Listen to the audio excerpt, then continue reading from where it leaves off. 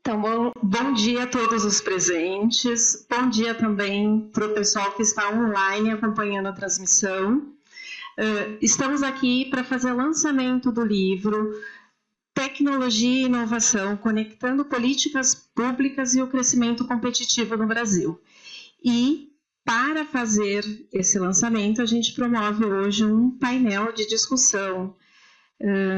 Para fazer a abertura, primeiro a gente chama a doutora Roseli de Deus Lopes.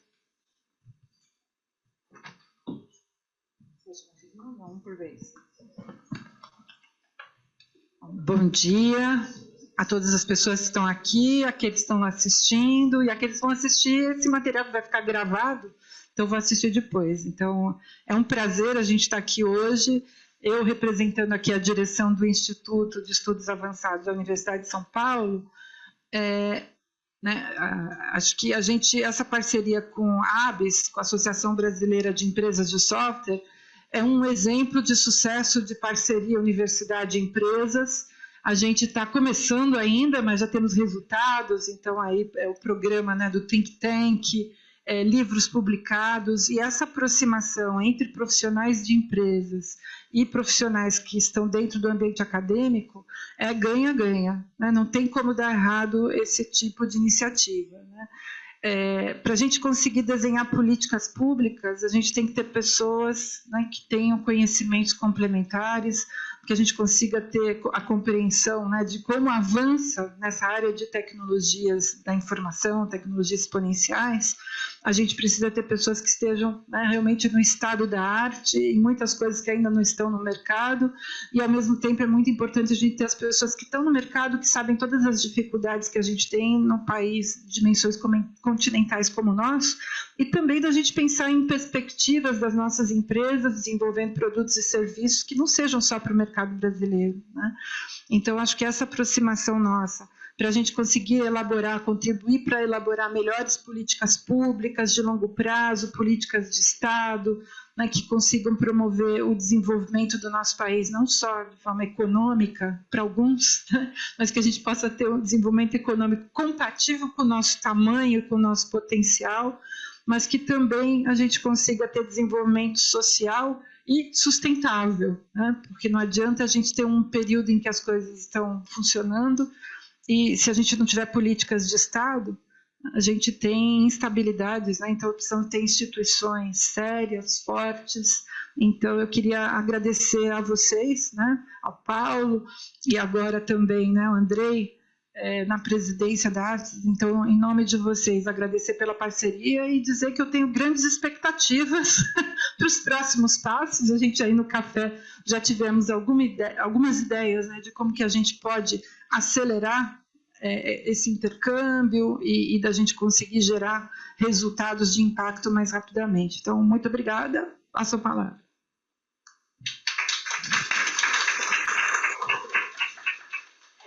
Agora eu chamo Andrei Gutierrez, ele é presidente da ABS. Bom dia, tudo bom com vocês? Em cima. Bom, é uma honra estar aqui com vocês para a gente fazer o lançamento aqui dessa obra coletiva. Uma honra também estar aqui sucedendo o Paulo, que muito honra a gente com a presença dele aqui, né? Com a professora Roseli. E eu acho que, para começar aqui, para a gente também, eu não vou falar muito. Bom, vocês sabem que eu sou um acadêmico emprestado, talvez um acadêmico frustrado, emprestado para o setor privado. Eu vim de mestrado, doutorado em ciências sociais, ciência política, e acabei, por fatos da vida, saindo da academia, vindo para o setor privado, porque eu tenho essa paixão por projetos, por executar projetos, né? Mas eu guardei aqui no coração a importância da pesquisa, né? Isso aí eu não canso de enfatizar, a importância da pesquisa básica, a importância da pesquisa aplicada, e a gente precisa valorizar cada vez mais. Se a gente quer, e a gente efetivamente quer, um país mais forte, um país competitivo, a gente precisa investir em pesquisa e desenvolvimento e inovação. E é fato disso que hoje também a gente está aqui celebrando esse livro, né, que é a coletânea dos nossos pesquisadores do Think Tank, que é um pouco a visão da ABS sobre como é que a gente deve atuar, o que é construir um país competitivo.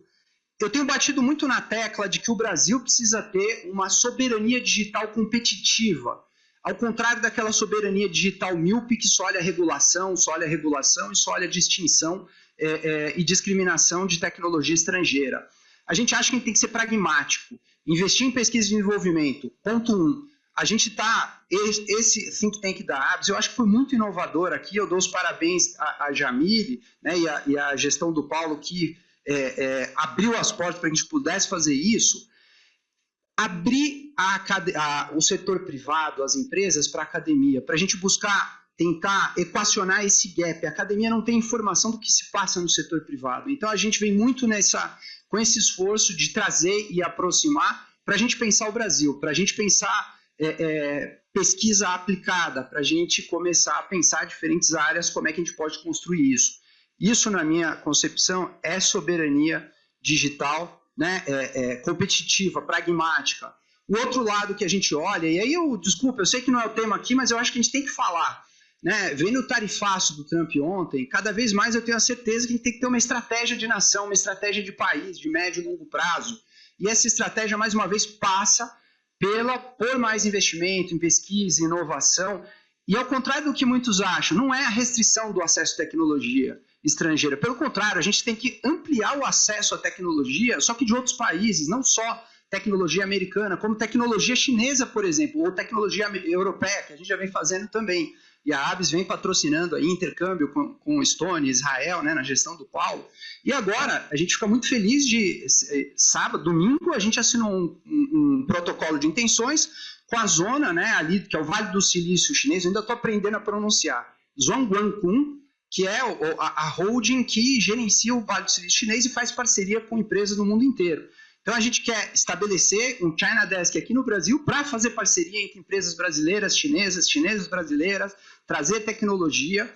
Então, esse é só um exemplo do que a gente acha que deve ser pensar uma estratégia de país de médio e longo prazo, fortalecendo tecnologia, fortalecendo pesquisa, fortalecendo as empresas locais, essencial, mas de uma perspectiva pragmática, de uma perspectiva que a gente sabe que o Brasil ainda é muito dependente de tecnologia estrangeira e esse caminho não vai ser um caminho míope de curto prazo, é um caminho de médio e longo prazo que vai demandar muito investimento, e aí, mais uma vez, a academia, né, e essa parceria de academia e setor privado para inovar vai ser essencial nesse caminho para a gente se fortalecer cada vez mais. Agradeço mais uma vez aqui à USP, em nome da professora Roseli, o Instituto de Estudos Avançados, é uma honra a gente estar junto e vamos seguir avançando em próximos projetos para a gente fazer cada vez mais.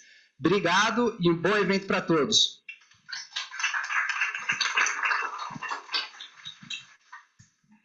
Agora eu convido a doutora Jamile Sabatini Marques, diretora de Fomento e Inovação e diretora do Think Tank ABS.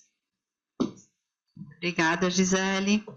Pessoal, bom dia. É uma honra estar aqui e esse momento é muito especial para o Think Tank.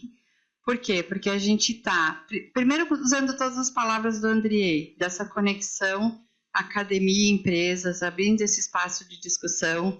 Depois nossos pesquisadores vão falar também, vão ter uma troca em relação à inteligência artificial, um debate, mas o quanto que isso tem aproximado e trazido para a discussão em termos de política pública. Nosso diretor está aqui de relações governamentais, o quanto que tudo isso está integrado dentro da ABS para a gente construir um Brasil melhor.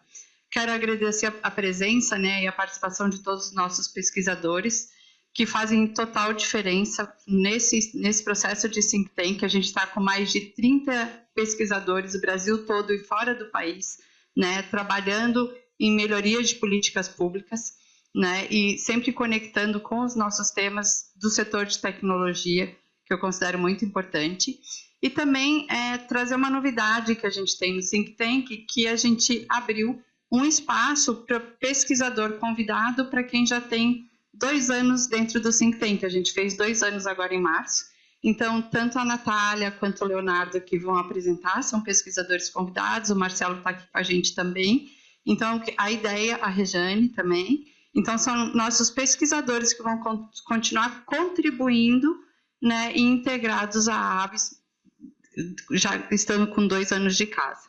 Então é isso, obrigada Paulo, que começou esse think tank, que nos provocou para que isso fosse construído, a professora Roseli, que é, além de diretora do IEA, minha orientadora de pós-doc, e aí quando eu falei do think tank para ela, ela falou, não, a gente vai estar junto nisso, vamos pegar junto, e abraçou a ideia na primeira conversa que a gente teve, e então essa construção conjunta, e foi muito legal. Obrigada a todos. Agora eu convido o Dr. Paulo Millier Roque, presidente do Conselho da ABS.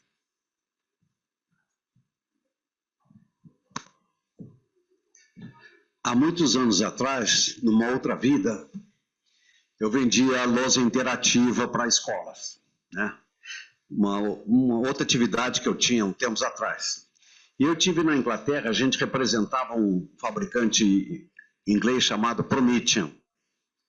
E fui visitar alguns lugares, algumas escolas onde a Promethean tinha lousas interativas. E tinha uma escola especificamente num bairro pobre, um bairro nitidamente de pessoal árabe, tanto é que as meninas e os meninos não podiam se misturar, nem podiam se ver muito, faz 20 anos, que eu digo, por isso que eu falo outra vida, 20 ou 25 anos atrás. E aquela escola era muito bem sucedida na formação de alunos, porque o que eles faziam no colegial, antigo colegial, no profissionalizante, os diretores iam em todas as indústrias, eles foram em Birmingham, aliás, é o berço da Revolução Industrial. Eles iam, o diretor e os principais membros da escola iam nas indústrias e perguntavam o que é que vocês querem que a gente entregue para vocês. E, com isso, recebiam equipamentos, tornos, até as impressoras 3D que estavam começando como conceito, e eles conseguiam colocar os seus alunos nas empresas locais, né? Aquilo me impressionou muito, ele foi muito prático. Ele, em vez de ficar tanto na teoria, na parte acadêmica, ele pegou e fez uma parte acadêmica aplicada à colocação de seus profissionais. Na época não era uma faculdade, era uma escola. Quando a gente se aproximou da USP, o meu principal objetivo é trazer a integração das nossas empresas, as 2.000 empresas que a gente representa, para utilizar esses recursos fantásticos que a Universidade de São Paulo tem. Nós ainda estamos caminhando nesse processo. Com muito sucesso, a Jamile já montou esse time de pesquisadores que está produzindo conteúdo. O apelo que eu faço agora para um próximo passo é que a gente consiga trabalhar com alunos e professores, seja através de aquele pesquisador pago, seja através de algum convênio, seja apresentando as nossas necessidades para esse exército de talentos de alunos que nós temos aqui, principalmente na área de ciência externa, né? Todas as ciências. Eu acho que nós vamos conseguir isso, mais alguns anos nós vamos chegar lá. Acho isso importante para a gente. E aí vai ser uma grande lição, talvez seja a primeira vez no Brasil que se faça isso em profundidade. Obrigado.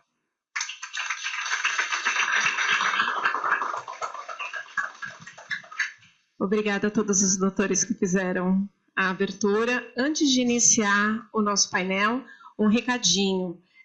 Quem está online vai ver na tela, a gente não abre o chat do YouTube para receber perguntas. Então, qualquer pergunta, por favor, encaminhar para o e-mail iearesponde@usp.br. No final, a gente vai ter uma sessão para responder essas perguntas.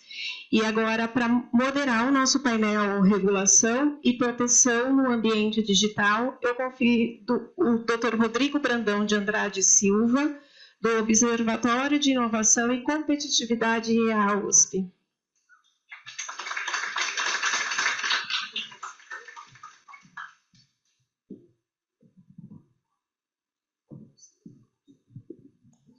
Bom dia a todas e todos. É um prazer estar aqui.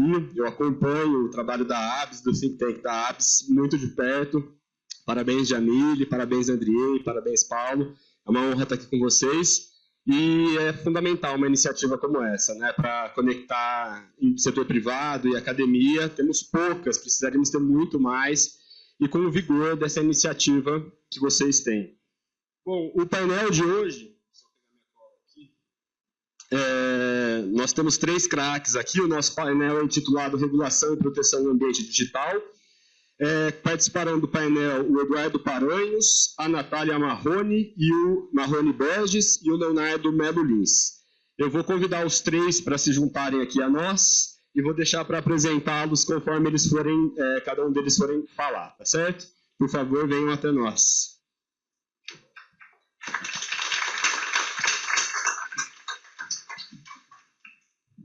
Bom, só para combinar o jogo aqui, a gente combinou que cada palestrante vai ter 15 minutos para fazer a sua exposição sobre o tema do painel, e depois nós vamos abrir para a sessão de perguntas e respostas com a plateia presencial e com a plateia online. Por favor, enviem as perguntas, né, quem estiver online, e também quem estiver aqui, por favor, vamos deixar essa conversa animada. Eu sugiro que a gente siga a ordem que está aqui, que é o primeiro o Eduardo, depois a Natália e depois o Leonardo. Então, vou deixar para apresentá-los. Eu vou começar apresentando o Eduardo, tá? O Eduardo, ele é advogado com mais de 25 anos de experiência e sócio do EPG Advogados. Ele lidera o grupo de trabalho de inteligência artificial da ABS, com uma carreira em grandes multinacionais. Ele é mestre em Direito Corporativo pela London School of Economics e especialista em Direito Digital, e, além disso, ele recebeu o Prêmio Tivering do governo britânico. A doutora Natália, ela é pós-doutoranda em Inteligência Artificial e Foresight na URGS, é cofundadora do NAVE, que é o hub de IA ligado ao Tecnopuc e à Rise Idea.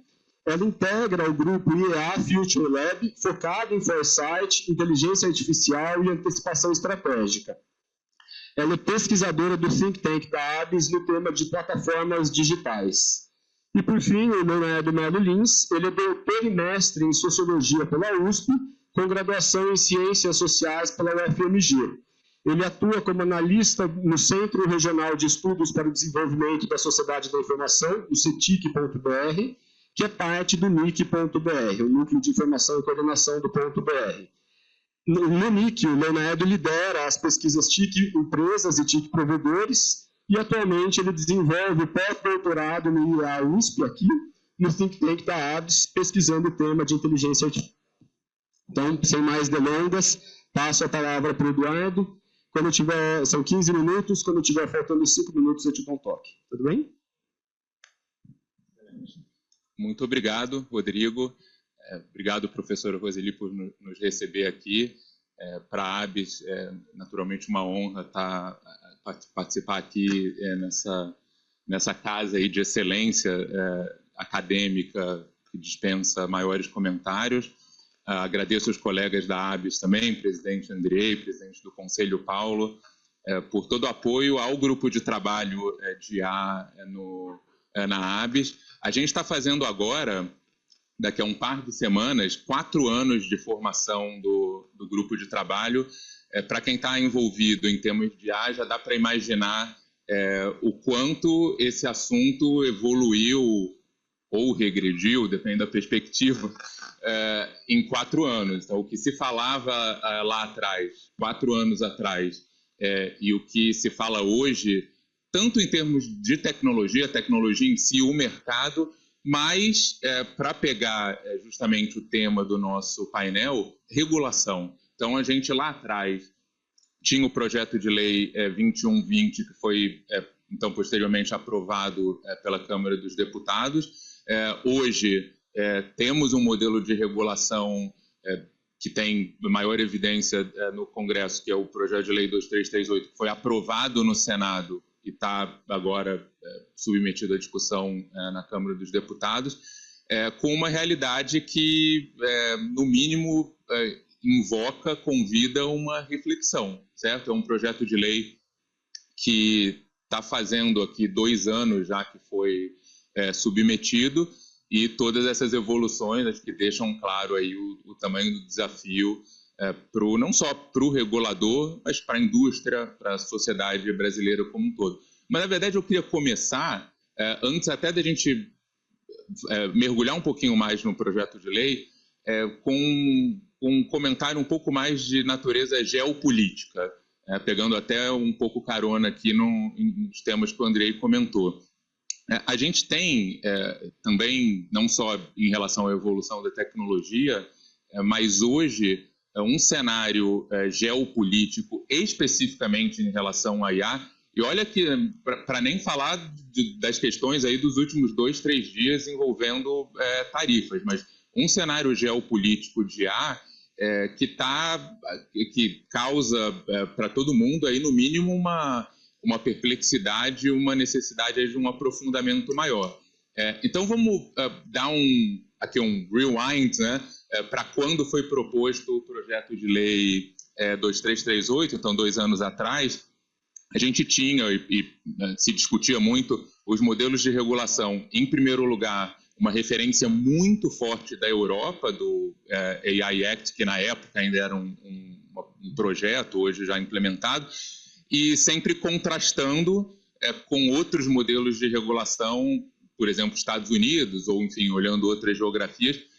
E muito se discutia assim como esse é o modelo de tal país ou de tal bloco, esse é o modelo de tal país ou de tal bloco, quando na verdade, não sei se vocês vão lembrar, tinha um ministro antigamente que falava, eu não sou ministro, eu estou ministro, né? E acho que o modelo de regulação, ele não é o modelo, ele está o modelo, porque em todo esse contexto internacional, houve uma mudança significativa, em especial no último ano. Então, Europa, que tem um modelo mais restritivo, serviu de inspiração para o projeto de lei 2338, até lá, hoje já se reconsidera até que ponto deve se manter um modelo tão estrito ou não.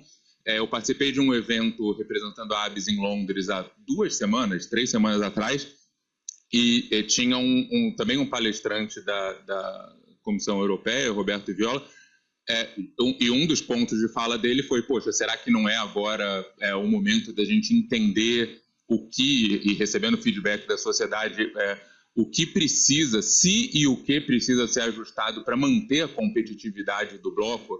E uma sinalização também nesse mesmo sentido anterior foi no Summit de Paris, em fevereiro, o Summit Global, também o anúncio de que a União Europeia desistiria, como de fato fez, da diretiva sobre responsabilização em IA, até não só, não uma medida necessariamente de flexibilização, mas uma compreensão de que talvez modelos com essa formatação não é nem adequados, talvez não fossem sequer necessários diante de todo o arcabouço que já existe, pode endereçar aí esse tema.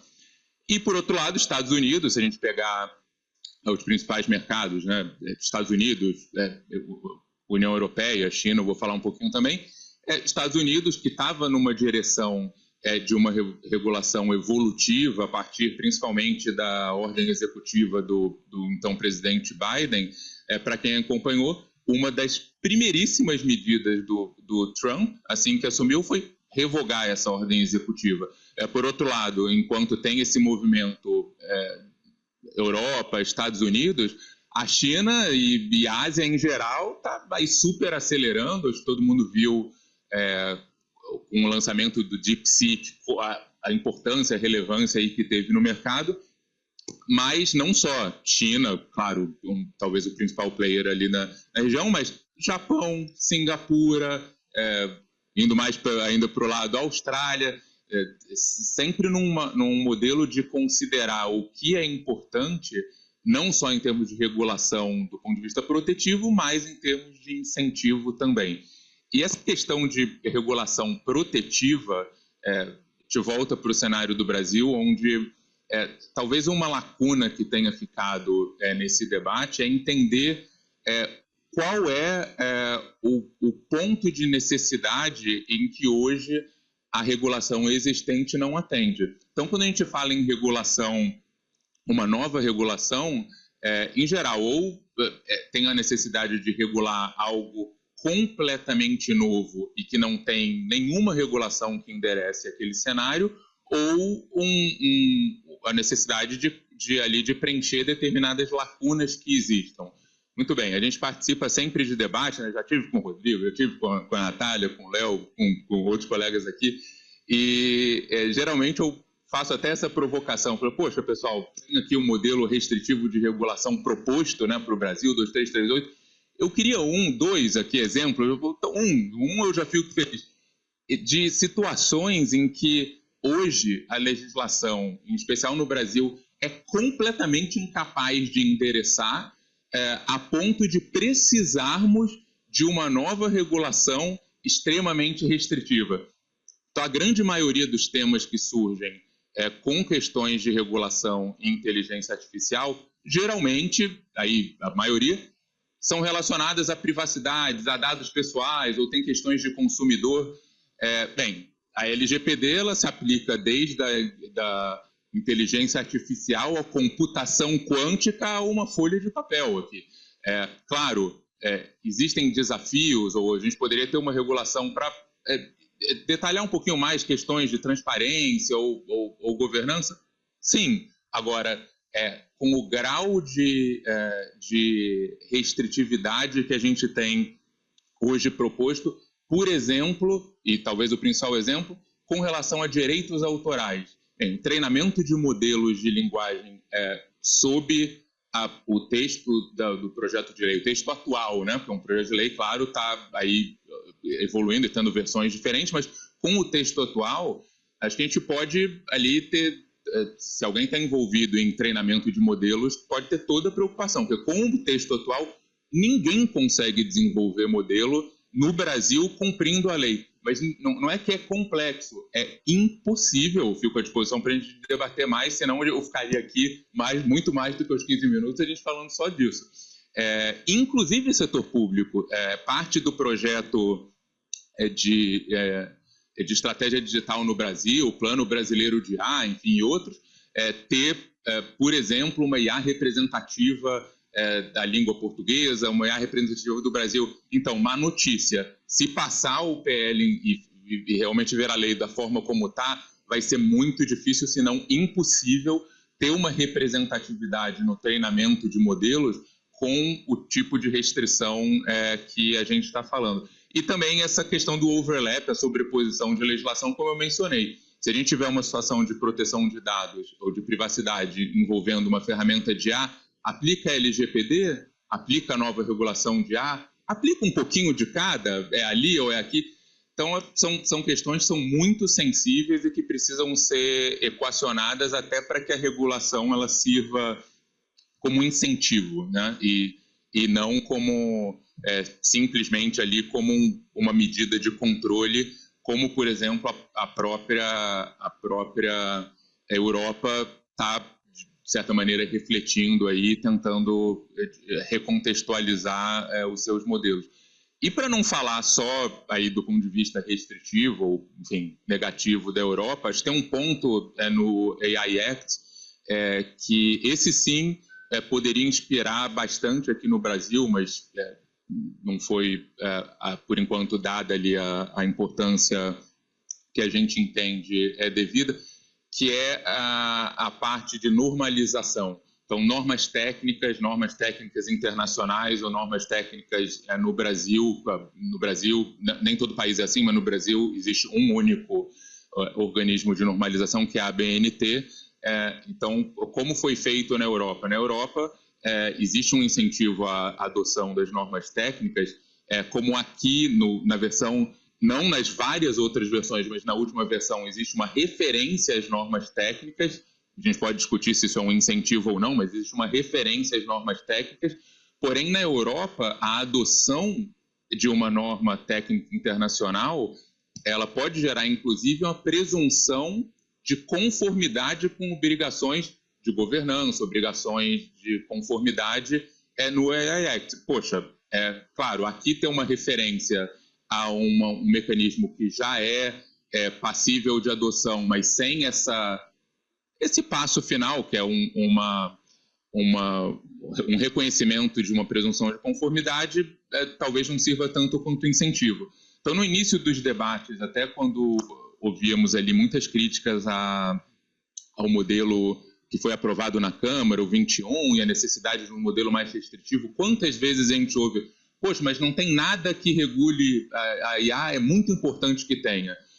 Então, para concluir, entendo que não. Na verdade, tem muita regulação da IA. Posso falar algumas? LGPD, Código de Defesa do Consumidor, Marco Civil da Internet, Código Civil, Código Penal, e temos mecanismos representativos e legítimos, que são as normas técnicas. Na ABNT já temos 5 normas técnicas publicadas, refletindo normas internacionais, de mitigação de risco, de vieses, de governança, então, que são instrumentos que, juntamente com uma regulação, com a legislação existente, potencialmente uma regulação mais principiológica e contextual, criam um mecanismo, no nosso entendimento, sim, capaz de colocar o Brasil com incentivo para a inovação e prover a segurança necessária. Então, a gente tem que evitar essa polarização de ou é uma regulação super restritiva ou a sociedade, o cidadão não tem a proteção necessária. Não é necessariamente por aí. E da legislação existente, até tem um exemplo que às vezes eu trago e o pessoal fica, aí você está exagerando, né, Eduardo? Mas o próprio Código Penal. O Código Penal, na legislação lá mais antiga, acho que muitos de vocês devem ter acompanhado, coisa de 1 ano e meio, 2, teve no Rio de Janeiro, ali foi uma situação super sensível de estudantes que fizeram nudes, né, de alunas e com aplicativo e postaram e tal, né? Isso durante a semana, no final de semana foi capa da Veja, né, inteligência artificial ali, de certa forma até, com perdão da palavra, mas até meio demonizada nesse contexto. Mas vamos olhar com um pouco mais de imparcialidade e maturidade. Na verdade, ferramentas de manipulação de imagem existem há muito tempo. Claro, elas evoluem, com a inteligência artificial tem talvez uma força aí de processamento maior, uma entrega maior, mas existem há muito tempo. A regulação, e por que eu comecei a dar esse exemplo? Falando do Código Penal, lembra? Então, a regulação, hoje, no Código Penal, nesse antigo Código Penal, mas que foi, claro, o artigo que eu vou referir, ele é mais recente, veio de uma modificação mais recente do Código Penal. Mas o Código Penal tem um artigo que ele não é ali por interpretação aplicável a essa situação. Ele é expresso, é manipulação de imagens gerando conteúdo de nudez, que é o 216B. Vai falar, bem, mas ninguém nem poderia, né? Mas você vai levar ali o estudante para a cadeia? Não, mas a responsabilidade legal, ela já existe. Se a gente tivesse a legislação mais restritiva do mundo, como no caso de direitos autorais, está até meio indo nessa direção, mas a mais restritiva do mundo, será que esses estudantes não fariam o que fizeram? Ou é uma necessidade aí de trabalhar com educadores, com os pais, e tentar entender como é melhor endereçar, como mais bem endereçar esse cenário? Então, é um pouco nessa direção. Agora, se a gente chegar à conclusão, fala, não, mas com uma regulação mais restritiva possível, essa ferramenta que eles usaram nem existiria. Poxa, aí eu vou ficar realmente preocupado. Porque aí é um pouco como falar, olha, não vamos nem permitir que exista radiação que vai fazer a bomba atômica e deixar de ter tanto equipamento médico que usa material radioativo. Não vamos inventar o aço porque ele também pode fazer uma faca que vai te matar. Então, evitar essa questão de restringir o desenvolvimento e realmente focar na regulação, no uso da tecnologia e não no desenvolvimento da tecnologia, e mais do que isso, no uso de alto risco, e não qualquer uso, né? Se uma célula da minha planilha está pintada de azul ou de verde com o uso da inteligência artificial, precisa de uma super regulação aí em cima disso? Acho que todo mundo concorda que não. Então, algumas reflexões aí. Obrigado pela oportunidade. Obrigado, Eduardo. Como sempre, uma aula, né? Natália, são 15 minutos. Quando tiver faltando 5, eu te mostro a minha plaquinha aqui que eu preparei. Eu botei o cronômetro aqui também. Não tem. Né? E me deram essa missão de falar depois do Eduardo. Acho que eu vou ficar quieta aqui, refletindo sobre. Bom, pessoal, primeiro eu queria agradecer o convite, agradecer especialmente a Jamile por essa condução toda do Think Tank, né? Foram 2 anos que, para mim, lá do Rio Grande do Sul, é uma oportunidade muito grande de conseguir compartilhar, conviver e ter trocas, né, de muito valor, assim, com pessoas que naturalmente eu não teria estando dentro da URGS, assim. Então foi muito bom poder ter essa ampliação de horizontes e ampliar realmente a maneira como eu estou enxergando os temas. Então, obrigada. Eu tenho algumas considerações a fazer aqui com relação a todo esse assunto, mas eu acho que eu parto sempre de talvez uma insatisfação minha, pessoal, com relação ao que está acontecendo, porque eu enxergo o momento que a gente está vivendo como um momento de muita transformação. Os livros de história, se existirem, talvez vão contar dessa forma, isso que a gente está vivendo. E me entristece eu não conseguir enxergar um movimento natural do Brasil para protagonizar o que está acontecendo. Né? A gente, de certa forma, a sensação que eu tenho é de um posicionamento muitas vezes apático com relação ao assunto, esperando que as soluções cheguem, muito mais do que se posicionando como protagonista dessas soluções e de como a gente pode transformar a nossa realidade por meio da inteligência artificial.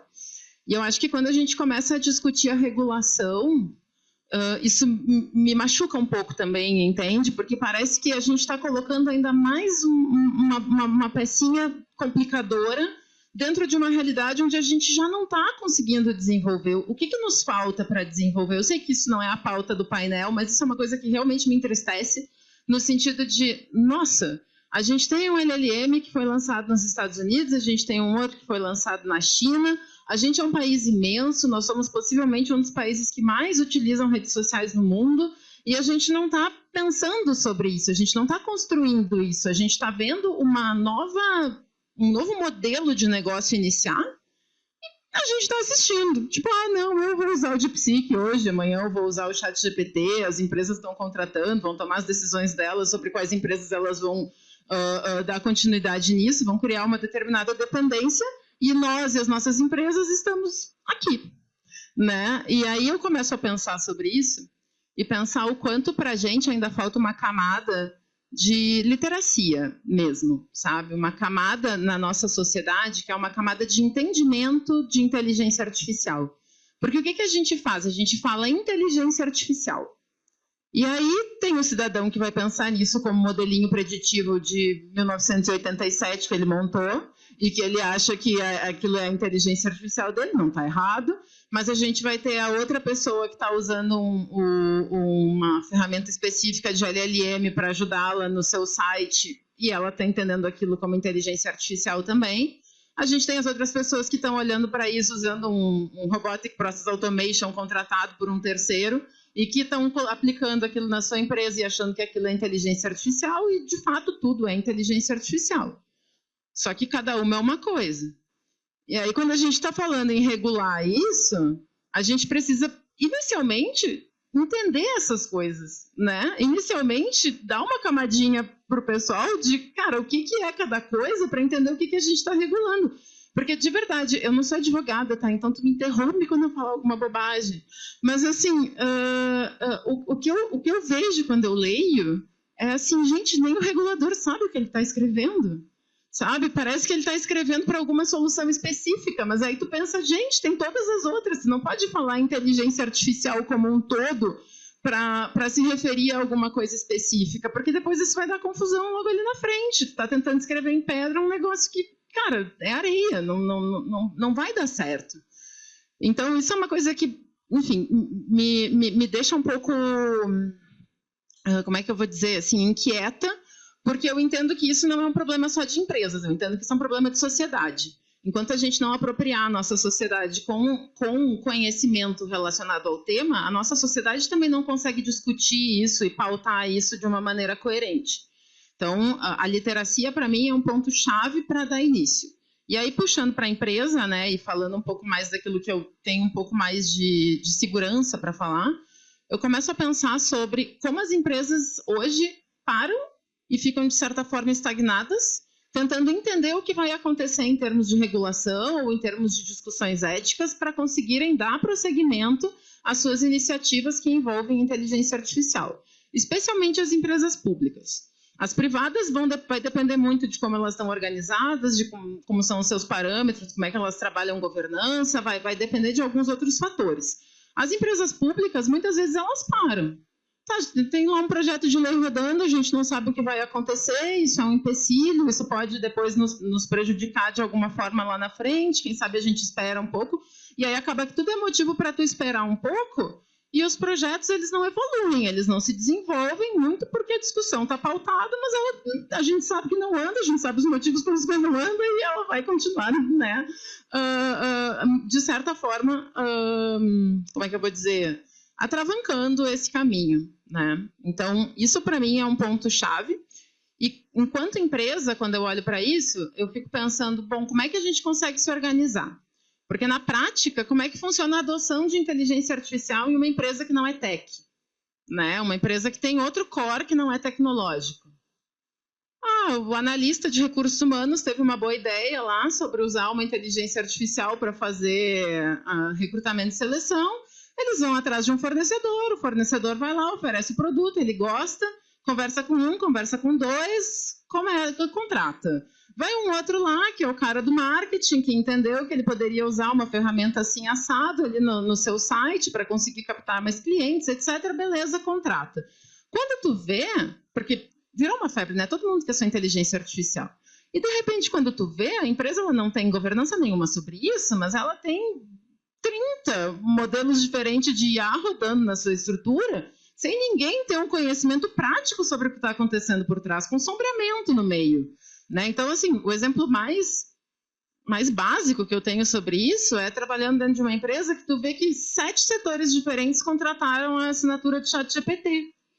E aí tu pensa, cara, tu podia ter contratado uma só e distribuído, ou tu podia ter feito um contrato único e otimizado isso, negociado, mas não foi assim que aconteceu, porque a pressa, a ansiedade em ter uma solução, ela é maior do que a eficiência que tu ganharia em conseguir fazer isso de uma maneira articulada. Só que aí vamos pensar isso sob o ponto de vista de regulação ali na frente. Porque lá na frente, como é que tu chega para a empresa? Tu bate na porta dela e diz, oi, querida, olha só, a gente tem aqui a necessidade de que tu nos mostre o risco de todos os teus modelos. A empresa não sabe nem quais são os modelos. Né? Ela não parou para olhar quais são os modelos. Ninguém falou de governança de inteligência artificial como gestão disso dentro das empresas. Essa pauta não chegou. A pauta ainda está em, meu Deus, como eu uso IA generativa para reduzir custo. Essa é a pauta. Né? Então, a gente está consumindo de fornecedores de fora que estão trazendo soluções prontas e que a gente quer entender como é que podem nos ajudar dentro dos nossos processos. A gente está fazendo isso sem ter uma governança, sem ter uma pauta de gestão interna sobre isso dentro das empresas, e a gente está se preparando para quando uma regulação entrar, a gente ter que dar um sorriso amarelo com uma desculpa para explicar que a gente não tem muito subsídio para explicar quais são todos aqueles modelos que nós temos rodando de diversas empresas que são externas e que a gente, à época da contratação, possivelmente nem perguntou para eles, tipo, como é que roda o teu modelo? Como é que isso funciona? Isso está certo? Isso está errado? Né? Então, tem viés? Gente, sério, 80% das pessoas com quem eu converso dentro de empresas, elas não fazem a menor ideia do que é um viés de IA. Não sabem do que eu estou falando. Eu estava falando para o Eduardo antes, governança de IA é um negócio que assusta todo mundo com quem eu converso no ambiente corporativo. As pessoas, elas ou não entendem o que é governança, ou não entendem o que é IA, ou não entendem os dois. E aí, como tu quer pautar esse assunto, tu já perdeu o teu público no momento que tu falou governança de IA, acabou a conversa.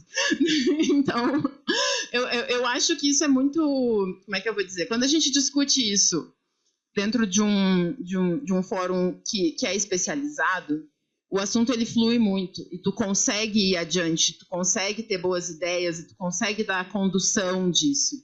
Só que para a gente conseguir fazer que esse assunto ele seja um assunto que tenha força para que a gente possa, de fato, fazer essa transformação, de transformar essas empresas em talvez um pouco mais protagonistas nesse assunto, A gente precisa que essas pessoas, que esses executivos também acompanhem essas pautas, que eles também tenham condições de olhar para isso, que também tenham condições de fazer essas discussões, de promover essas discussões, de entender do que a gente está falando, para daí sim, enfim, propor algo que de fato vai ser aderente, ou que vai ser bom, ou que vai ser construtivo sob um ponto de vista de legislação, sob um ponto de vista de regulação, sabe? Porque, para mim, é isso que acaba chegando, né, no ponto final da coisa, olhando sob uma perspectiva empresa. A empresa olha para isso como um problema, né? É um problema que eu tenho para resolver. Quando começar essa regulação, eu vou ter que criar uma estrutura de governança para atender a regulação. Eles não conseguem, talvez, enxergar que isso não é para criar uma estrutura de governança para dizer que tu está atendendo uma regulação. É tu criar uma estrutura de governança para tu entender que projetos estão entrando, para tu evitar os sombreamentos, para tu ver se tu está fazendo as coisas da maneira como é o coerente e adequado fazer, para tu entender o que é verdade e o que não é com relação a isso, que eu também acho uma problemática, o Eduardo já trouxe, mas que para mim talvez seja das maiores, assim, porque as pessoas fazem muita confusão sobre o que é, daqui a pouco, um problema de inteligência artificial e o que é um problema de uso de inteligência artificial, que são coisas muito diferentes, porque eu, enquanto usuário, posso fazer o que eu quiser. Se a imprensa quiser dizer que os alunos que fizeram nudes das colegas, que acontece em toda a cidade, aconteceu no colégio lá de casa, em Porto Alegre também, quando eu vejo tem um carro da polícia na frente do colégio, eu disse, mas gente, e era isso, era por conta exatamente dessa produção de nudes, enfim, de colegas. Mas tu fica, cara, isso é uso de uma ferramenta. Isso é ensinar as pessoas a usarem uma ferramenta. Tu pode impedir que a ferramenta existe? Pode. Mas, cara, em 1980, tu pegava a cabeça de uma pessoa, cortava a foto e colava em cima da capa da Playboy, e trocava com os coleguinhas, entendeu? E já acontecia lá. O problema, ele não está na tecnologia que está por trás, ele está muito mais associado a como a gente usa ela.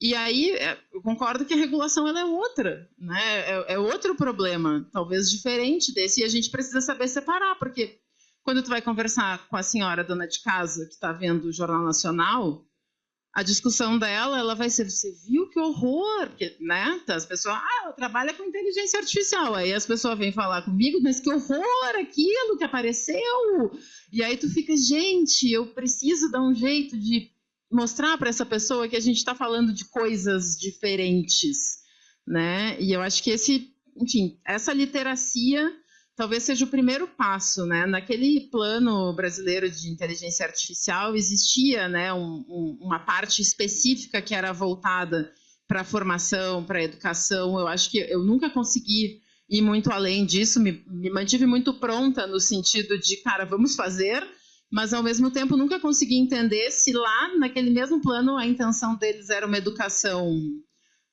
tecnológica, tipo, vamos ensinar Python, vamos ensinar infraestrutura de IA, vamos ensinar ciência de dados para as pessoas, ou se era vamos ensinar o que é IA para aumentar a nossa média nacional sobre o entendimento dessa tecnologia, para que a gente passe a poder discutir com mais propriedade, né? E para mim, pessoalmente, essa parte específica de vamos discutir com mais propriedade, ela é muito problemática ainda, tanto em empresas quanto fora. A parte de desenvolver Python, de cientista de dados, de infraestrutura, é problemática também?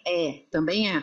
Mas eu acho que antes de a gente pensar sobre isso, ou paralelamente ao pensamento sobre isso, a gente precisa estar preparando as nossas pessoas, porque senão a gente está deixando as pessoas preparadas, algumas pessoas preparadas para desenvolver soluções muito robustas, e a gente está deixando quem deveria saber usar sem saber usar. Então, também não tem tanta serventia assim a gente construir enormes máquinas maravilhosas que não vão nos servir de nada se quando a gente coloca a pessoa para pilotar lá na frente, a pessoa não sabe como faz. Ela vê um Airbus na frente dela e diz, meu Deus, estou acostumado com carro, e agora? Né? Então, eu acho que tem um pouco disso também. Estou falando aqui, gente, assim, porque é assim mesmo, né? Eu me emociono e vou mandando um assunto no outro. Eu espero que tenha feito sentido para vocês as colocações. Enfim, agora passo aqui para o Leonardo. Natália, só antes de... obrigado pela exposição, porque eu acho que casa de um jeito super bacana com que o Eduardo trouxe antes, porque você deixa evidente na tua fala a necessidade da gente olhar para uma abordagem bottom-up, né, de baixo para cima, para pensar qualquer ação regulatória a partir de experiências concretas, né? Então, obrigado, Léo. 15 minutos, quando eu estiver faltando 5, eu te aviso. Ótimo, Rodrigo, obrigado. Bom, se a sua tarefa era difícil, a minha, então, é a mais complicada, falar depois de vocês, né? Então, eu vou tentar aqui conectar alguns assuntos, porque particularmente estou numa oportunidade muito interessante voltar ao IEA, não necessariamente, porque eu estava fazendo pós-doutorado aqui, mas apresentar alguma coisa no IEA. Então isso fazia tempo que eu não exercia, e acho que vale a pena voltar numa das primeiras vezes, né, que eu fiz isso ainda no meu mestrado, né? Eu fiz mestrado em Sociologia aqui na USP e trabalhava também no Observatório da Inovação e Competitividade, junto com o professor Mário Sérgio Salerno, da Poli. Na época, o meu orientador, o Glauco, estava em outras atividades. E naquele momento, o objetivo foi a criação de indicadores sobre profissionais de engenharia no Brasil. Então, a gente criou, né, dentro do Observatório, Engenharia Data, que minha função era monitorar as estatísticas oficiais de formação de engenheiros, né, e de engenheiras, e o aspecto profissional também, né, os estoques de empregados e desemprego dentro da engenharia, porque naquela época, aí eu acho que é interessante olhar lá atrás na minha trajetória de pesquisador dentro do IEA, dentro da universidade, como que foi mudando, mas ainda sempre pensando nesses problemas envolvendo a tecnologia e a política pública. Porque não sei se vocês se lembram, em 2011 se discutia no Brasil que faltavam engenheiros.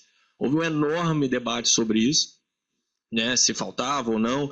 Geralmente, muitos setores empresariais estavam reclamando sobre essa falta, sobre o problema da qualificação dos novos engenheiros.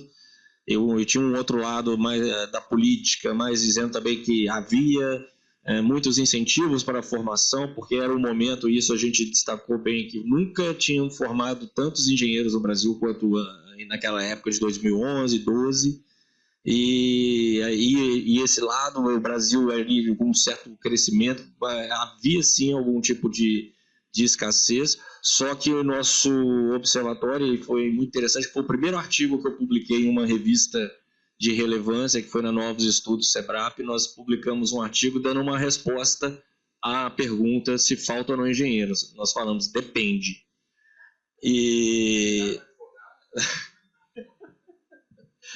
Porque dependia muito havia um aspecto, sim, que foi isso que a gente mostrou de muito interessante, que havia um gap geracional dentro da engenharia, e isso talvez estava impactando em posições de liderança. Então, havia menos pessoas em posição de liderança, mas havia uma base de formandos muito grande.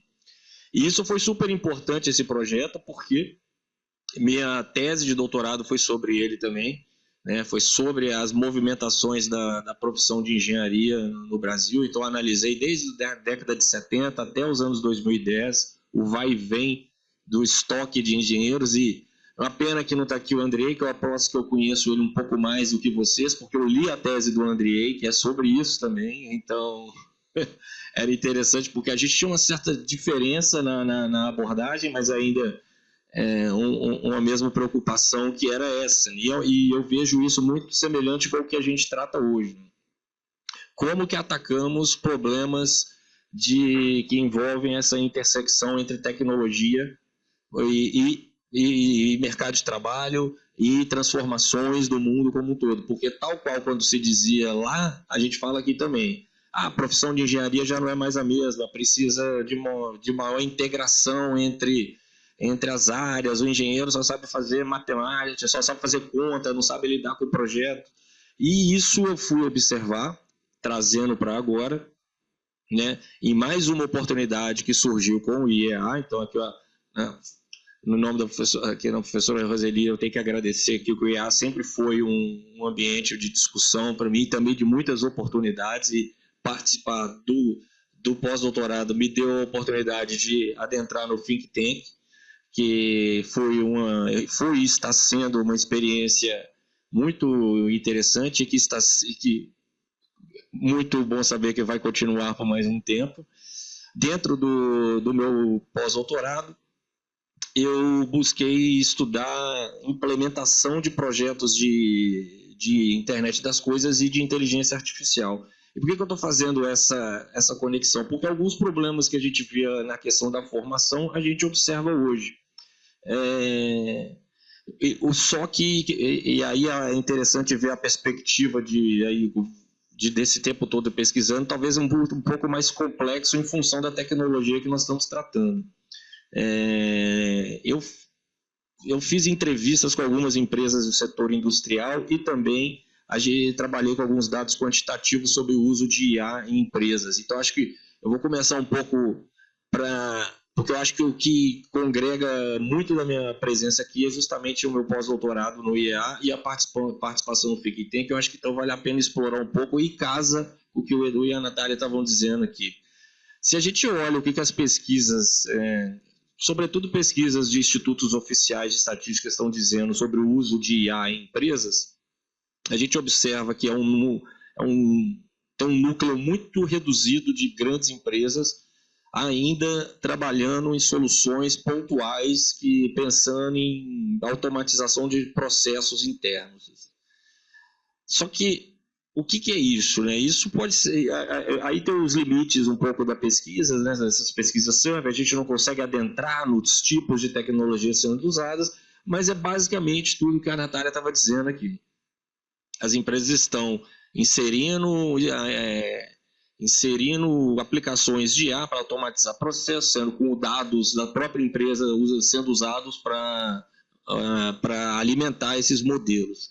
E você observa também que isso é muito relacionado a empresas do setor de tecnologia da informação e comunicação, setor TIC. Então, é interessante que, tanto na pesquisa que eu conduzo aqui no Brasil, né, via o CETIC e o NIC-BR, quanto também os resultados da pesquisa do Eurostat, né, que congrega toda a União Europeia, os últimos resultados do Census Bureau dos Estados Unidos e do Statistics Canada, que são 4 instituições aí super relevantes na produção de estatística, indicam esse tipo de situação. Grandes empresas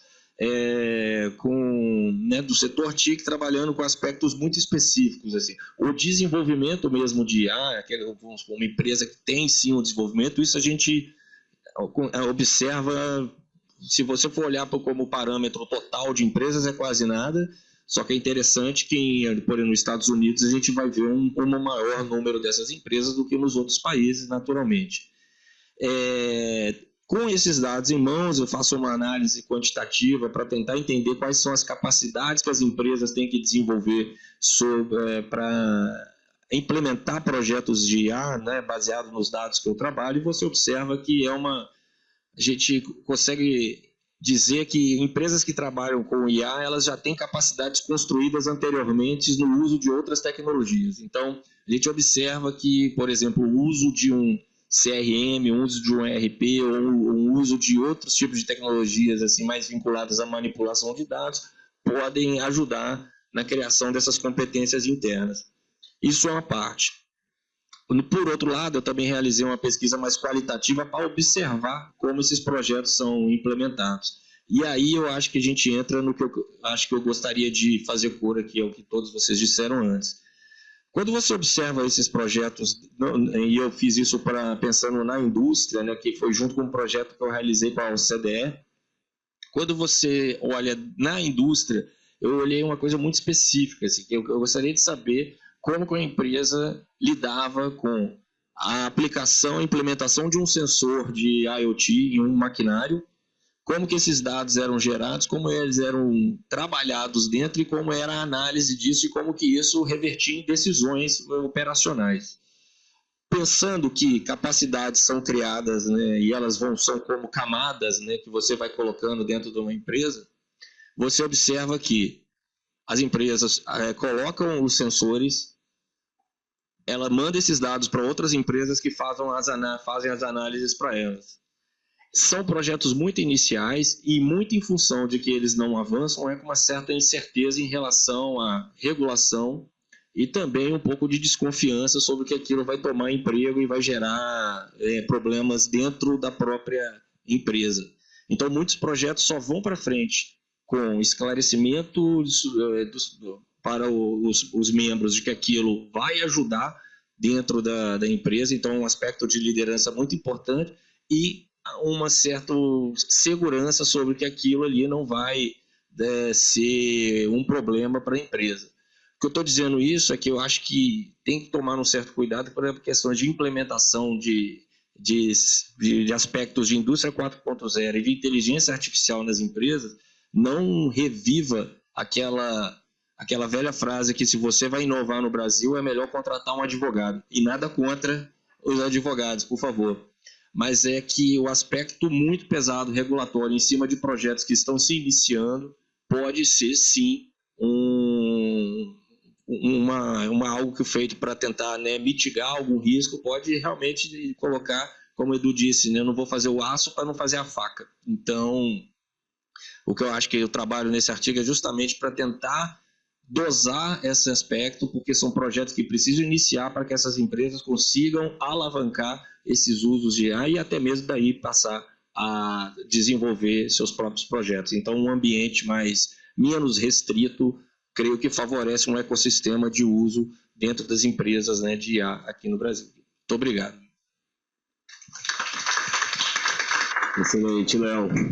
Bom, a gente tem tanto perguntas aqui, por favor, fiquem à vontade. Também devemos ter perguntas da plateia virtual. Vamos começar pela Maria Luísa. Quem mais? Tá. Parabéns.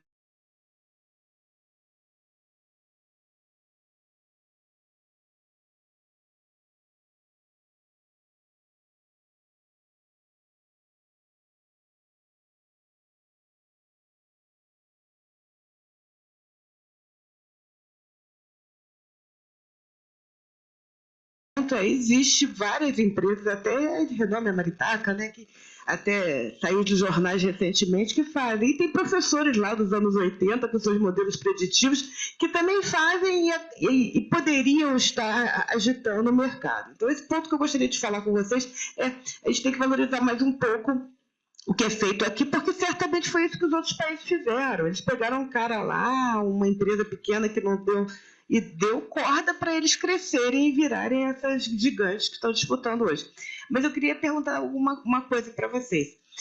Com relação à regulação, eu acho um perigo mesmo, por conta de ser uma tecnologia nova, que a gente não sabe para onde vai, que a gente não tem condições de falar. Mas eu tenho observado, e me perdoem se eu não tenho observado o suficiente, porque são muitos debates e a gente tem que fazer outras coisas também, então não consegue acompanhar tudo, que a gente coloca mais obstáculos do que propostas. E a sociedade está ansiosa por soluções.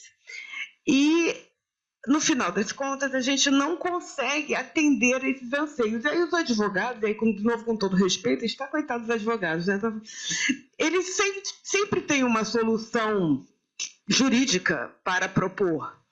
Então, o que eu pergunto? Não seria o caso para resolver o anseio da sociedade em agilidade, porque o problema hoje da inteligência artificial, comparado com outros crimes que foram tipificados anteriormente, é que antes os crimes não tinham a agilidade que tem hoje, não se propagavam como hoje. Hoje uma fake news, uma calúnia, uma coisa assim, ela se propaga uma velocidade absurda e a justiça não tem competência ou capacidade, não foi previsto que ela fosse ágil dessa forma.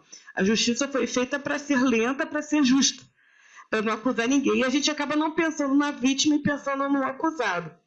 O acusado tem que ter tempo para se defender, a vítima, coitada, que está sofrendo as consequências dessa agilidade e proporção. A gente não poderia, como setor, defender uma autorregulação? E aí, nesse caso, para que a sociedade confiasse na nossa autorregulação, a gente teria que ser duro em alguns casos. A gente não pode dizer tudo pode, porque aí a sociedade diz, isso eu não confio.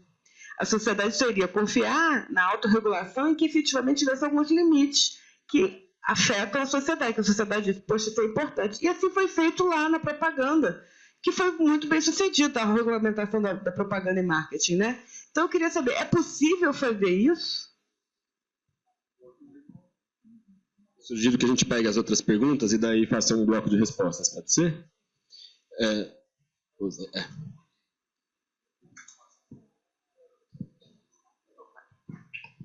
Opa, bom dia. Meu nome é César Ripari e parabéns pela explanação de vocês. Queria até mais detalhes do estudo. Eu queria falar um pouquinho, assim, a questão dos projetos de IA, principalmente no setor privado, né? A gente percebe que existem estudos que mostram o quanto projetos de IA falham. E a falha, ela sempre está relacionada, existem vários motivos, tá? Inclusive, as empresas acabam misturando projetos de ciência com projetos de negócio. Porque aquele cara que patrocina o projeto, ele quer ver o retorno rápido, e o cara que está montando o projeto, ele quer fazer o melhor em termos de IA. Mas o meu ponto é o dado, porque não existe IA sem o dado. E quando a gente fala de regulação, né, o Eduardo falou a respeito da questão do LGPD e tudo que tá incluso nisso, o uso do dado, a partir do momento que você consegue, ou que você tem regras para usar o dado, você acaba criando limitações para a própria IA. E mais, o uso da IA, ela está diretamente relacionada com a forma como você usa esse dado e o que é permitido usar desse dado. Então, regular a IA, na verdade, ela é uma consequência da regulação que você pode vir a fazer, da regulação do dado. E aí que a gente entra num ponto, porque os dados estão em todos os lugares, dados nossos aqui, empresariais, públicos, enfim. Então, a gente tem um problema que eu acho que hoje é a questão do uso do dado. E como esse dado alimenta a IA? Tem o garbage in, garbage out. Então, se você alimenta a IA com coisa ruim, você vai ter uma resposta ruim. Então, eu acho que a parte de regulação, ela tem que olhar um passo antes e verificar que dado que eu estou permitindo levar para a IA. Esse é o primeiro ponto. E segundo ponto, como eu estou usando esse dado que vem da IA. Então, depois eu gostaria de escutar de vocês a questão da regulação em si e de como a gente melhorar o uso do dado, seja um dado público, seja um dado privado. Desculpa, qual é o seu nome? César. César Ripari, eu sou do Comitê de Inteligência e Governança de Dados da ABS. César Ripari, Maria Luísa. E agora o senhor. Acho que é mais fácil aqui. Paulo Roque, quando nós começamos a pensar em implantar lá uma política, um software de IA na ABS, eu tinha uma ideia, a gente ia acabar pegando um dos grandes e utilizar, mas isso não ocorreu, foi completamente diferente. Nós tivemos, cada um usando um que achou que era legal, e o negócio, ele se espalha rapidamente porque ele é fácil de usar. Eu me lembro quando eu comecei a fazer alguma palestra de IA, eu tentava explicar o mecanismo de como construir a frase, como chegava na resposta. Ninguém quer saber disso, não. É que nem se explicar como é que funciona a eletrônica do relógio, ele quer saber como é que vê as horas e ponto, né? Então, isso está fora de controle. A gente tem que lidar com essa realidade. Eu vi uma coisa muito parecida, sou um pouco mais velho que vocês, né? Eu peguei o tempo do BlackBerry, e o BlackBerry tinha como ponto muito forte a segurança. Ele tinha convênio com quase 200 companhias telefônicas, e aí começou o telefone, o iPhone e outros smartphones. E aí foi dominando, não tinha segurança nenhuma, e ele sempre batendo na tecla de segurança, acaba que o filho do diretor tem, daqui a pouco o próprio diretor tem, e se espalhou. Nós vamos ter que ter uma forma de olhar isso, porque as pessoas não percebem que quando ela coloca uma planilha eletrônica num programa gratuito para ser analisado, provavelmente aqueles dados não vão ficar sigilosos. Então, eu vejo que o ponto que a gente tem que bater é contratar licenças em que a gente tenha confiança de que vai manter sigilo das informações. Eu acho que isso é o mais importante. Agora, violar a lei, nem precisa de lei nova, não. LGPD, você bota lá na planilha de funcionário, pede para ele calcular não sei o quê, e é um programa gratuito, você não sabe se aquilo está seguro ou não. Aí você está violando a LGPD. Obrigado. Obrigado. Bom, eu sugiro que vocês... pode ser depois, porque acho que para eles responderem vai ficar um pouco sobrecarregado. Então, eu sugiro começar com o Eduardo, daí a gente parte para a segunda rodada de perguntas depois. Só um comentário rápido, Maria Luísa, obrigado. Sim, acho que a autorregulação seria um modelo interessante, desde o início um pouco afastado aí pelas propostas de discussão de regulação e na realidade, a gente defende até um passo adicional, né, porque a gente teve preponderante durante um tempo um projeto de lei que foi aprovado na Câmara, que não semelhante a uma autorregulação, mas um projeto baseado em princípios. Então, ele comporta abraçar uma autorregulação e princípios como o do OCDE, que podem ser interpretados de acordo com o contexto do uso e os reguladores setoriais.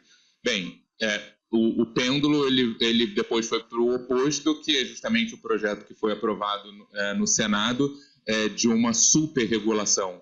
E quem defendia ou defende esse modelo, de certa forma, posicionava o projeto anterior como uma desregulação, que, na verdade, assim, não é correto na nossa interpretação. É uma desregulação onde existe a criação de princípios que devem ser observados, por exemplo, pelo regulador setorial. Né? E a gente ouvia críticas. Transparência, se for interpretado setorialmente, vai significar uma coisa na saúde e outra no setor financeiro. Perfeito, mas para significar mesmo. Se do ponto de vista prático os conceitos têm um significado em um setor e outro, ou uma abrangência em um setor e outro, perfeito, que seja diferente. Aí você pega, para manter o exemplo, transparência, vamos pegar a área da saúde, se é implementado pela Anvisa um critério ali, inclusive tem resoluções da Anvisa que tratam de inteligência artificial também, entre outras coisas, como a resolução de software como device médico, vai dizer para o regulado pela Anvisa que se ele não seguir uma norma da Anvisa, ele não está sujeito a uma consequência. Claro que está, mas está dentro daquele ambiente onde a regulação faz sentido para o uso daquele setor. Então, não. Uma regulação principiológica, ela de maneira nenhuma é desregular ou não regular um setor. Agora, a autorregulação, sim, foi trazida e discutida, em outros países também trazem essa discussão, mas, de certa forma, com todo esse... muito aqui do que a gente falou durante toda a manhã, com toda a perplexidade que se tem em torno da IA, as consequências, muitas vezes deixa de se observar assim, de uma maneira um pouco mais calma e ponderada o que realmente existe como necessidade, prontamente, assim, do ponto de vista de políticas públicas, foi prontamente colocada como uma solução um pouco... entregar muito na mão da indústria o que seria a solução. Sim. Você pode se autorregular antes da lei existir. Aí você começa a ser verdade. Obrigada. Não, eu só queria comentar que a gente podia fazer uma autorregulação antes da lei. Porque aí, no momento que a sociedade confiasse na postura do setor em fazer a autorregulação, ela poderia naturalmente adotar isso como um procedimento normal e não precisar esperar a lei para isso. Mas desculpa, mas eu estou concordando com você, mas assim, eu sei que a gente tem uma oportunidade de ir chegar antes. Excelente. Passo, acho que para o Dado, a pergunta do César. Vocês acharem que vocês... Eu só ia fazer um comentário sobre isso.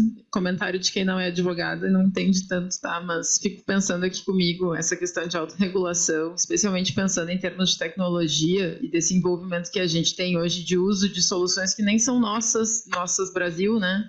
Então, eu não sei, eu vejo alguma complexidade em conseguir acertar as pontas, tipo, com as pessoas usando soluções de diferentes lugares, né? Empresas de diferentes países fornecendo para o Brasil, e daqui a pouco autorregulando de acordo com a nacionalidade.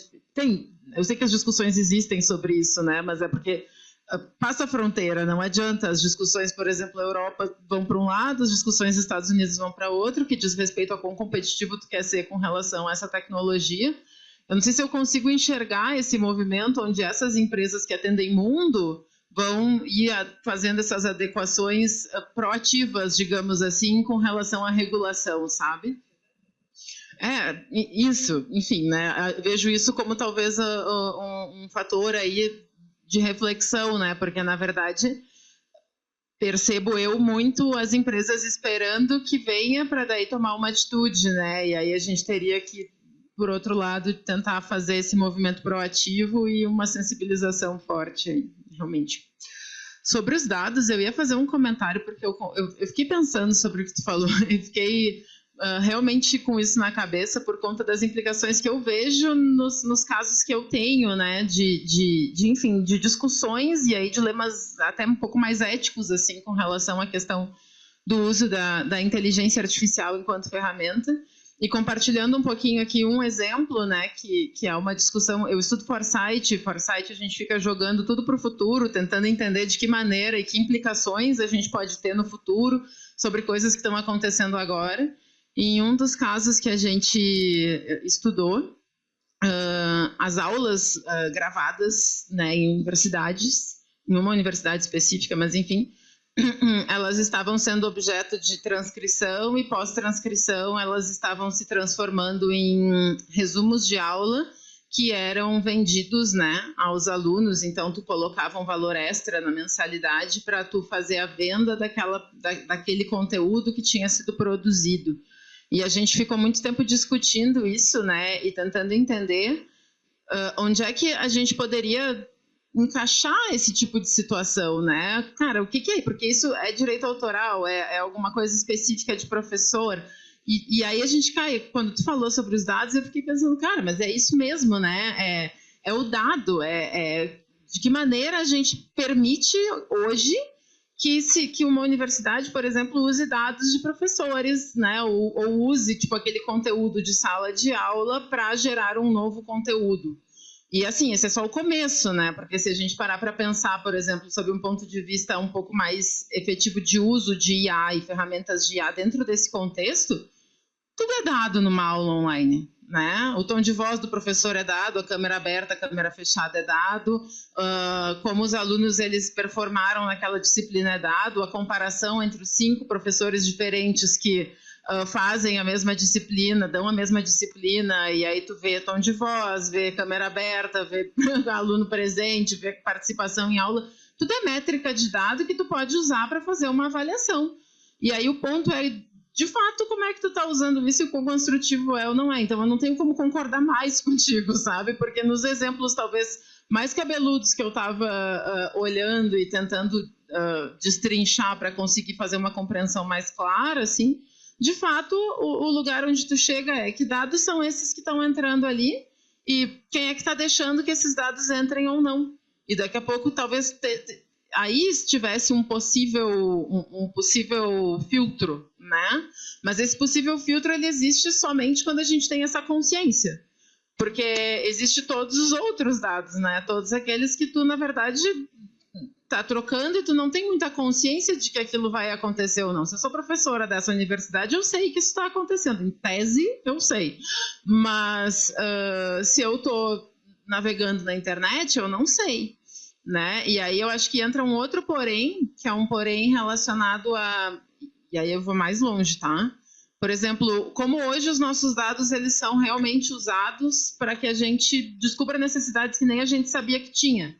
E isso eu estou chovendo no molhado aqui, porque eu sei que isso é uma coisa que é uma pauta já de tempos. Mas assim, se eu olho para frente, pensando nisso, pensando no potencial disso, gente, quanto tempo vai levar para essas soluções de LLM começarem a fazer essas ofertas também? Quanto tempo vai levar para essas ferramentas que hoje a gente usa como psicólogos entenderem exatamente como a gente é e começarem a ofertar?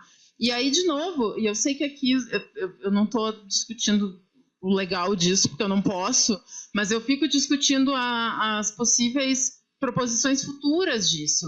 Gente, tu te torna refém daquilo que as empresas sabem mais sobre ti do que tu mesmo. E é de fato, a quantidade de necessidades que surgiram na minha vida nos últimos anos relacionadas a coisas que eu não fazia a menor ideia que eu precisava, e isso não é eu, isso é uma constante, né, na vida das pessoas. Tu descobre coisas que tu não precisava, porque tu está sendo, de alguma maneira, direcionado para isso. Até onde tá legal? Até onde a gente pode seguir com este uso de dados desse jeito? Até onde a LGPD nos protege nisso, né? Porque, bem ou mal, assim, até onde vai o limite dessas empresas? Até tu pagar. Até tu ficar, possivelmente, devedor no teu cartão de crédito e não conseguir mais pagar e sair daquela lista. Porque, até então, o que interessa é tu converter, né? E as regras e as métricas por trás, elas estão muito evidentes com relação a isso. Então, eu acho que tem muita pauta aqui, sabe? Mas concordo muito com essa questão que tu trouxe dos dados. Também concordando, né, sobre a questão que você colocou dos dados, né? E aí, remetendo de novo à pesquisa, né? Eu me lembro de, quando analisando como as empresas faziam essa gestão dos dados gerados desse maquinário, eu vi uma certa perplexidade com aquilo que me remeteu a algo que você aprende logo no início, quando você começa a trabalhar com pesquisa quantitativa e com análise de dados, é que o dado não existe, ele é criado. Então, ele não está por aí, assim, você cria uma métrica e coleta e ele vira o que você quiser. Então, o que eu quero dizer com isso? Porque isso tem tudo a ver com o que você disse da qualidade do garbage in, garbage out. Havia nessas empresas talvez evidente que tudo era tratado posteriormente, mas a questão da criação desse dado, como nós vamos fazer, não era algo pensado de forma estratégica, eu diria. É mais o que coletava, depois a gente ia lá e analisava. Esse processo de coleta não era muito bem pensado. E eu acho que isso tem muito a ver, porque tem relações com aspectos de governança que a gente vai ver para frente, que envolvem uma baixa noção de como lidar com isso dentro da empresa e de como fazer um tratamento disso. E eu não estou falando nem de dados pessoais. Estou falando de onde que isso é armazenado, como que vai, como que a gente faz isso, como que é o ciclo desse dado, esse tipo de coisa. Que até na LGPD tem um pouco de pensamento sobre isso dentro, né, para exclusivamente dados pessoais. Eu acho que é uma qualificação que é necessária quando você vai implementar esses projetos, que nessas empresas que eu analisei, era necessário ter a ajuda de outras para que o projeto funcionasse.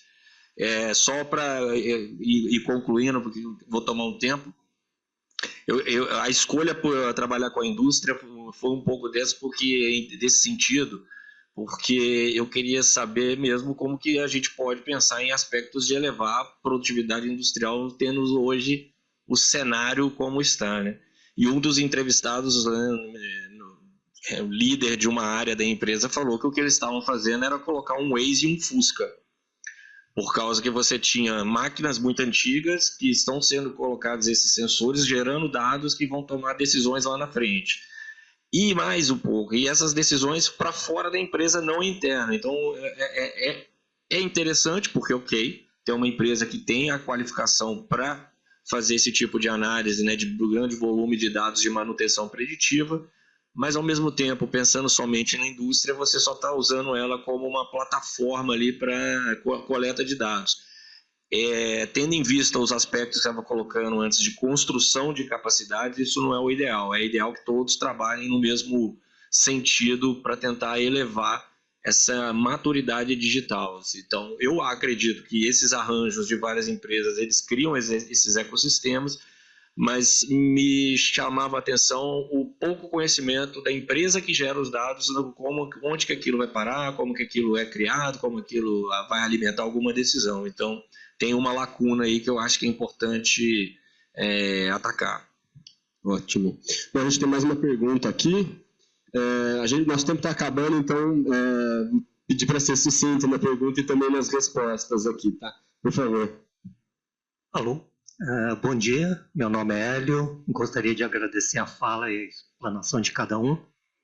Então, eu tenho uma reflexão para todos nós e uma pergunta agora para o pessoal, né? Uma reflexão, né?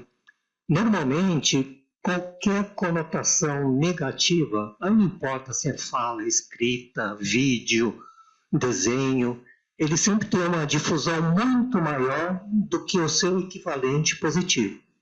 Exemplos vários, né? Então, pegando um pouquinho o gancho que eu vi aqui num dos artigos, né?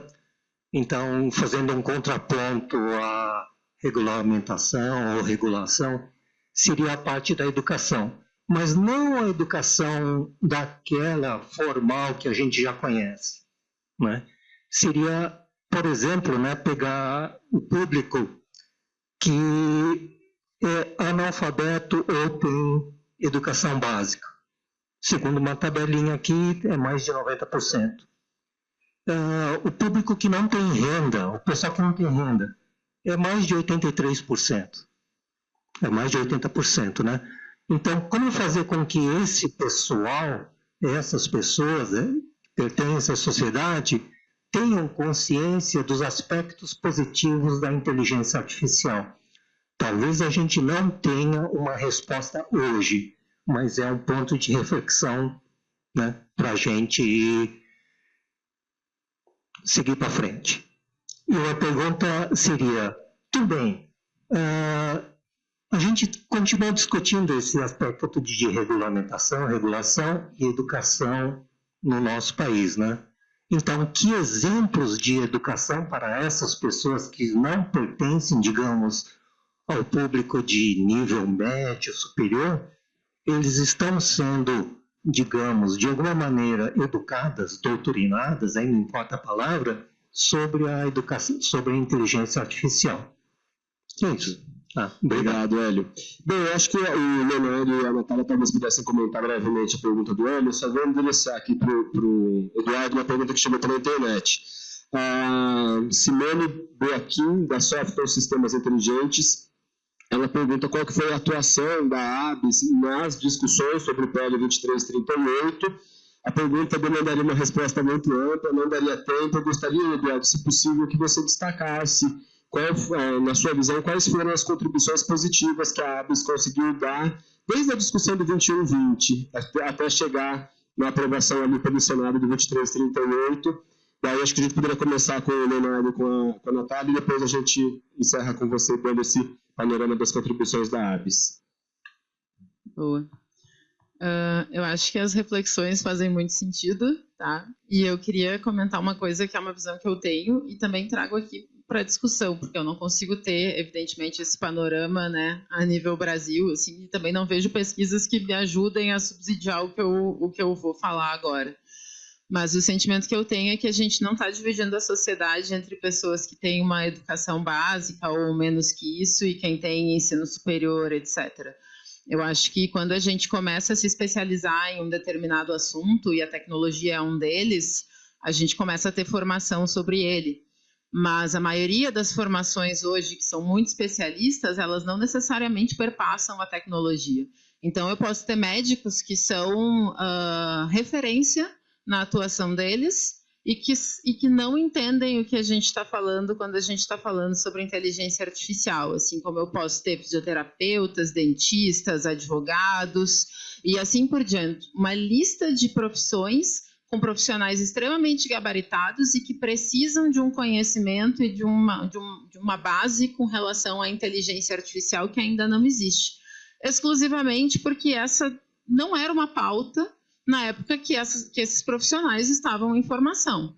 A gente tem um advogado aqui, eu queria saber se ele estudou sistemas de informação na formação dele enquanto ele está, né? Tu sai da faculdade, às vezes, sem saber abrir o Excel, não estou dizendo que é o teu caso. Mas o que eu quero dizer é que, para mim, eu não consigo relacionar tanto com o nível de formação da pessoa.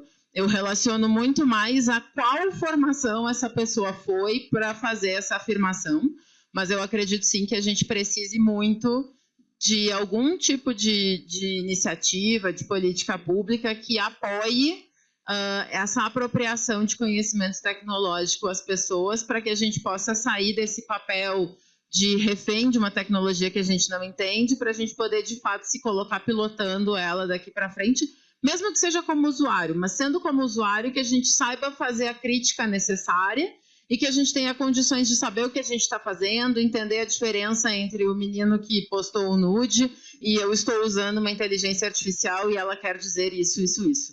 Né? Não é ensinar como a máquina funciona, mas se apropriar com relação ao funcionamento dela o suficiente para, enfim, não se tornar refém. É difícil dizer, né, sobre o que ser feito, porque a gente está começando agora a ter algum tipos de estudos e pesquisas sobre o impacto de IA de fato em mercado de trabalho, por exemplo, para a gente ficar num tema só. E tem 2 recentes, um do FMI e outro da empresa do Cloud Anthropic, que trazem algumas ideias do que vai acontecer, assim, umas tendências.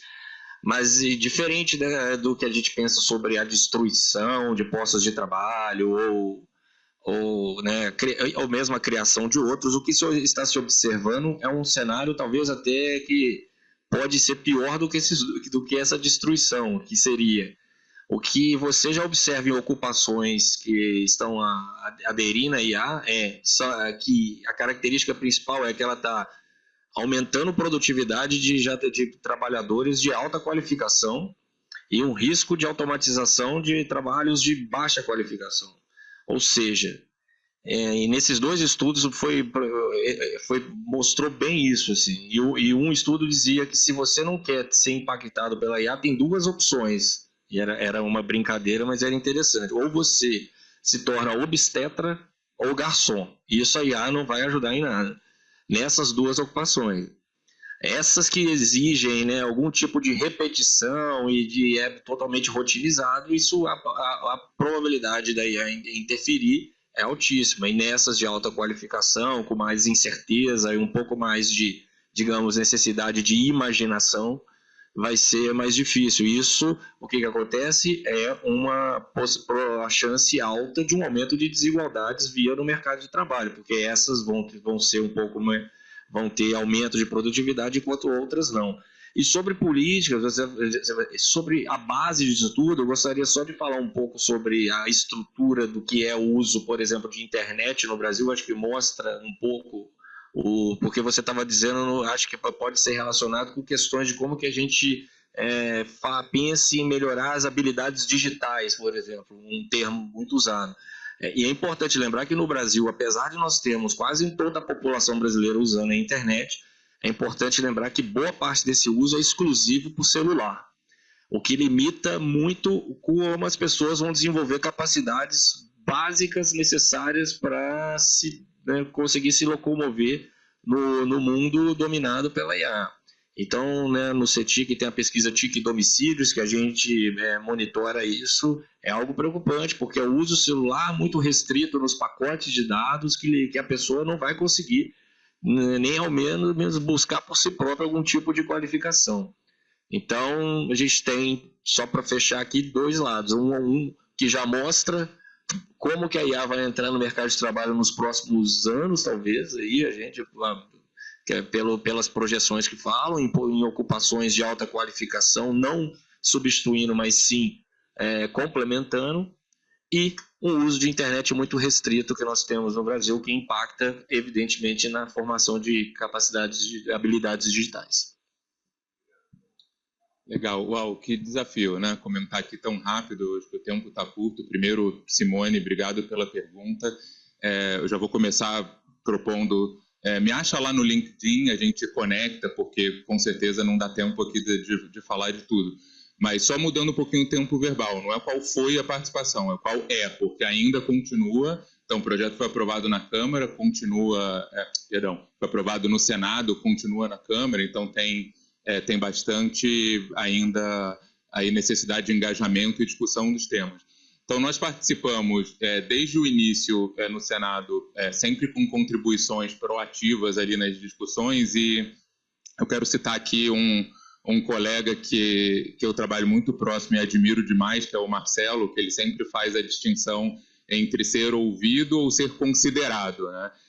E, de fato, a gente participou e trouxemos ali a preocupação do setor com vários pontos ali do projeto. Já citei vários aqui, mas, enfim, sobreposição com a legislação existente, regulação muito focada no desenvolvimento e não focada necessariamente no uso, não ser focada no alto risco e pegar todo e qualquer risco. Na verdade, existe uma carga regulatória no PL, inclusive para uma IA que possa ser reconhecida como de nenhum risco, não é nem de baixo risco, é de nenhum risco, ainda assim tem uma carga regulatória, mas a gente participou, vai continuar a participar, e o que foi bem latente aí nessa última etapa, talvez logo pré-aprovação, é o fato de que ao nosso setor, à ABS, ao setor de tecnologia, se juntaram vários outros setores, então com pleitos muito semelhantes. E setores até que inicialmente não estavam tão ali conectados com a discussão, agro, saúde, ou numa forma mais ampla, a própria Confederação Nacional da Indústria, que são todos os setores industriais ali, sendo bastante vocais com relação à questão, bem, falei alguns pontos, mas talvez o mais problemático atualmente, direitos autorais, essa questão de sobreposição com a legislação existente, e o modelo de regulação, quem vai ser o órgão regulador, vai criar um outro regulador. No último texto veio aí a figura do regulador por proximidade, que também deixa ali bastante complexidade, e o fato de que o projeto de lei, na sua versão final, nas iniciais também, mas mais ainda na final, tem inúmeras delegações de atribuições para esse regulador. Então, você fala, poxa, a lei aqui tem várias obrigações, como eu vou fazer? Então, você nem sequer vai saber com a aprovação da lei, porque ainda tem que um regulador infralegal determinar como aquilo vai acontecer na prática. Então, participamos, destacamos esses pontos e sempre com muita transparência, muito engajamento, muita proatividade em propor. Para todos esses pontos, foram feitas propostas, por vezes individuais pela ABS, por vezes em aliança com outros setores, como eu mencionei. Mas, Simone, obrigado pela pergunta e fico à disposição para a gente conectar e aprofundar um pouco mais esses pontos. Ótimo. Bom, então foi isso. Queria agradecer a presença de todas e todos, tanto quem está aqui quanto quem está no online. Foi ótimo. Obrigado. E agora eu gostaria de chamar a doutora Jamile Sabatini Marques e a professora doutora Roseli de Deus Lopes. Vocês puderem aguardar um pouquinho, por favor? Chamar o Paulo aqui também, Paulo, por favor, nosso presidente do conselho, presidente na época em que formou esse think tank, né, e liderou todo esse pessoal aqui. Eu só ficar um pouquinho. A gente quer fazer uma foto, mas a gente também quer lançar o nosso livro. Então, eu só vou... quer registrar? Vocês querem? Acho que seria bom vocês levantarem, para vocês ficarem melhor.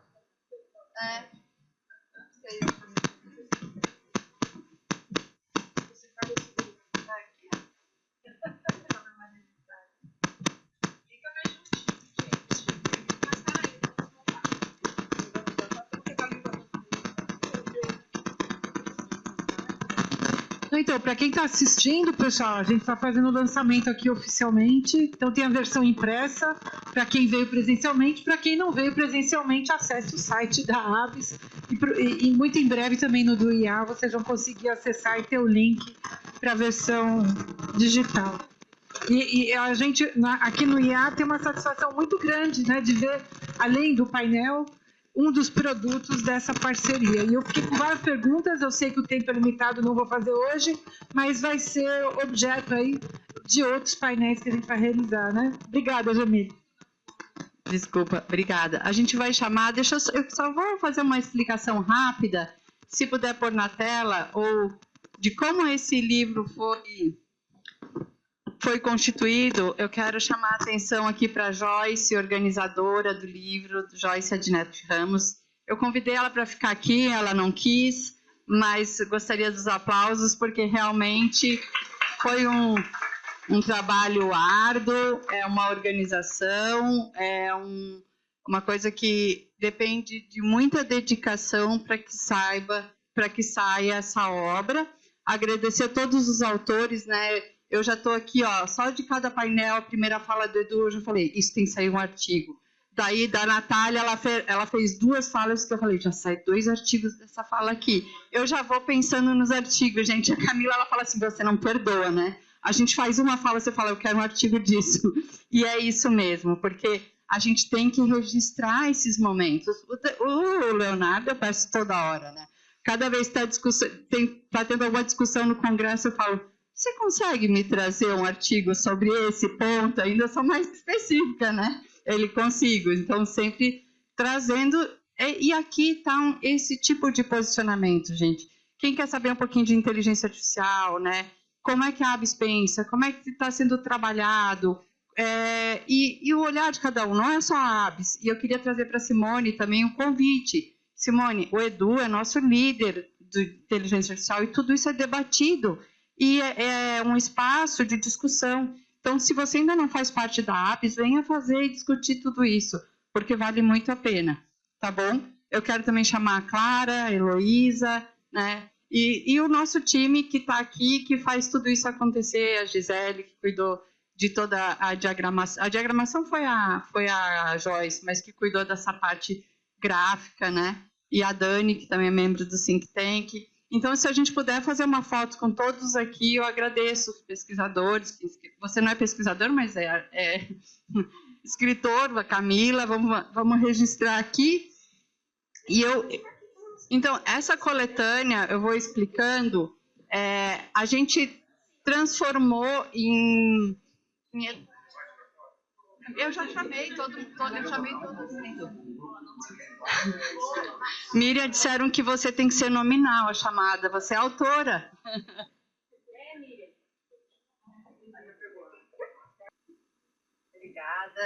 Obrigada a todos. Professora Roseli, obrigada pela parceria, pela confiança. Obrigada a todo mundo que está aqui.